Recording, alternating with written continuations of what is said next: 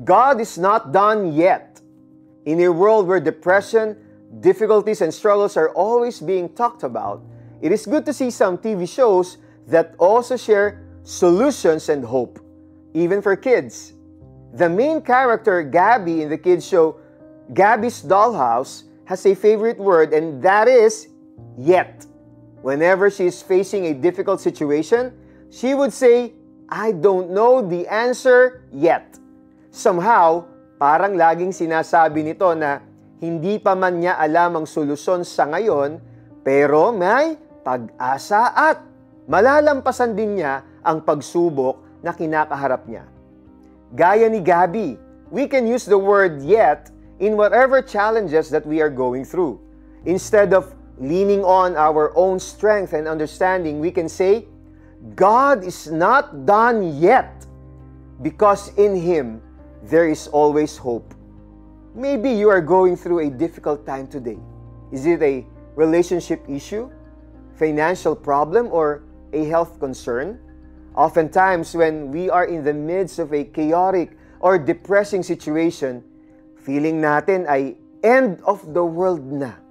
Para bang wala nang solusyon sa ating problema, lalo na doon sa mga bagay na wala tayong control. But remember, God is not done yet.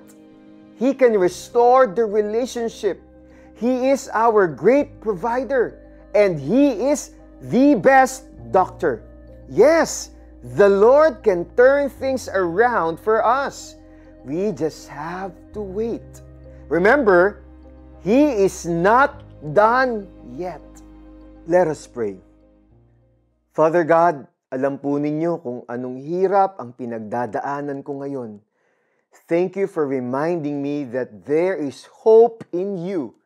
Pagod na po akong umasa sa sarili kong kakayanan. Sa inyo ko na po ipinagkakatiwala ang concerns ko for today. In Jesus' name I pray. Amen.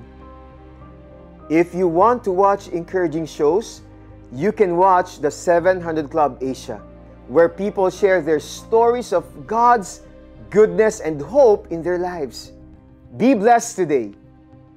Puspusin nawa kayo ng Diyos na siyang bukal ng pag-asa, at nawa ay pagkalooban niya kayo ng kagalakan at kapayapaan sa pamamagitan ng inyong pananampalataya upang mag-umapaw ang inyong pag-asa sa pamamagitan ng kapangyarihan ng Espiritu Santo. Mga taga-Roma 15:13. Ako po si Eric Totanyas. Tandaan mo, hindi pa tapos ang Diyos sa buhay mo.